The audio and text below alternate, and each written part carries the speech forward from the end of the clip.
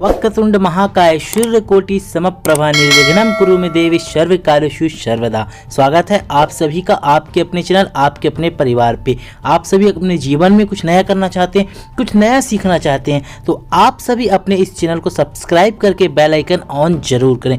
आज के इस वीडियो में हम आपको बताएंगे कि किसी भी शुभ कार्यों में सर्वप्रथम भगवान गणेश की पूजा क्यों किया जाता है। तो चलिए वीडियो शुरू करते हैं। गणेश जी को विघ्नहर्ता और रिद्धि सिद्धि का स्वामी माना गया है। इनके स्मरण, ध्यान, जप और पूजन से समस्त कामनाओं की पूर्ति होती है।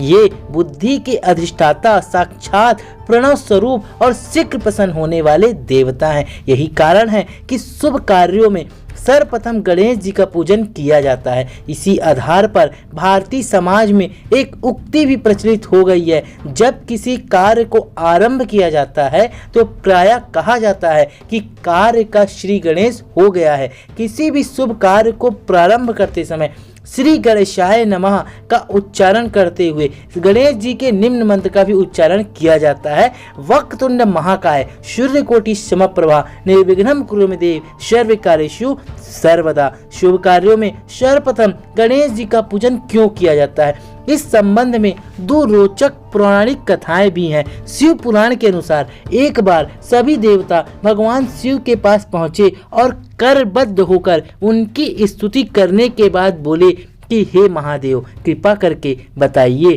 कि समस्त देवताओं का स्वामी किसे चुना जाए। पर्याप्त चिंतन मनन के बाद महादेव देवताओं से बोले, मेरी दृष्टि में आप सभी देवता सर्वगुण संपन्न, धैर्यशील और सामर्थ्यवान हैं। समस्त देवताओं में से किसे स्वामी चुना जाए, यह बात इस पर निर्भर करती है कि कौन सबसे अधिक दूरदर्शी, वाक्पटु है और कर्तव्य अकर्तव्य तथा उचित अनुचित का तुरंत निर्णय करके शीघ्र कदम उठाने वाला है। हे महादेव, ऐसी क्षमता तो सभी देवताओं में निहित है, फिर स्वामित्व का निर्णय कैसे हो। महादेव ने माता पार्वती की ओर भोलेपन से निहारा और फिर क्षण भर विचार करके बोले कि हे देवताओं, जो भी देवता 3 बार पृथ्वी की परिक्रमा करके सर्वप्रथम कैलाश पर्वत पर आ जाएगा वही सभी देवताओं का स्वामी होगा और शुभ कार्यों में सर्वप्रथम पूजनीय होगा। भगवान महादेव की बात सुनकर सभी देवता अपने अपने तीव्रगामी वाहनों पर आरूढ़ होकर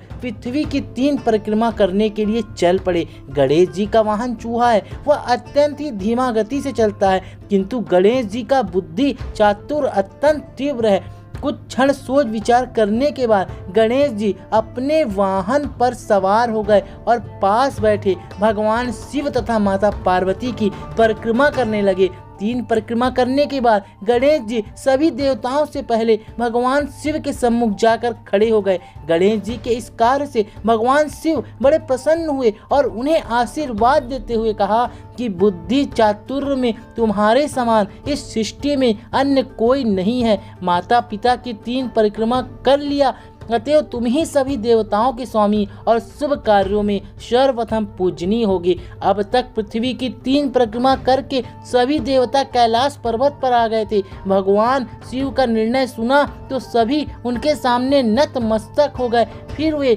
सभी अपने अपने धाम को लौट गए और तभी से गणेश जी शुभ कार्यों में अग्रपूज एवं देवताओं के स्वामी हो गए। इसी प्रकार दूसरी कथा यह भी प्रचलित है कि पद्म पुराण के अनुसार सृष्टि का सृजन हो जाने के बाद देवताओं में यह विवाद छिड़ गया कि किस देवता को सर्वप्रथम पूजनीय माना जाए। जब इस विवाद को वे हल न कर सके तो सभी देवता सृष्टि रचयिता ब्रह्मा जी के पास पहुँचे। उन्होंने स्तुति गान के बाद अपना गंतव्य उनके सामने रखा। ब्रह्मा जी देवताओं से बोले, जो देव संपूर्ण ब्रह्मांड की 7 परिक्रमा करके सर्वप्रथम मेरे पास आएगा वही शुभ कार्यों में सर्वप्रथम पूजनीय होगा। ब्रह्मा जी की घोषणा सुनकर सभी देवता अपने अपने वाहन पर सवार होकर ब्रह्मांड की परिक्रमा के लिए तीव्र गति से चल पड़े। इसी बीच देवर्षि नारद गणेश जी के पास पहुंचे और उन्हें ब्रह्मांड की परिक्रमा का सरल उपाय सुझाया। नारद जी द्वारा सुझाए उपाय के अनुसार गणेश जी ने भूमि पर राम लिखकर उसकी 7 परिक्रमा कर डाली और सर्वप्रथम ब्रह्मा जी के पास जा पहुँचे। गणेश जी के इस राम नाम की परिक्रमा से ब्रह्मा जी बड़े प्रसन्न हुए और उन्हें समस्त देवताओं में सर्वप्रथम पूजनीय घोषित कर दिया। वास्तव में राम नाम साक्षात विष्णु का स्वरूप है और भगवान विष्णु में ही समस्त ब्रह्मांड निहित है। इसी कारण राम नाम की परिक्रमा से गणेश जी को ब्रह्मांड की परिक्रमा का फल प्राप्त हुआ और वे सभी देवताओं के स्वामी भी कहलाए। तो आप सभी ने जान लिया कि शुभ कार्यों में सर्वप्रथम भगवान गणेश का पूजन क्यों होता है। अगर आप सभी को ये जानकारी अच्छी लगी हो तो आप इसे ज़्यादा से ज़्यादा शेयर करें। चैनल पे नए हैं तो चैनल को सब्सक्राइब करके बेल आइकन ऑन जरूर करें। हम मिलेंगे अगली बार एक नई खास वीडियो के साथ, तब तक के लिए बहुत बहुत धन्यवाद।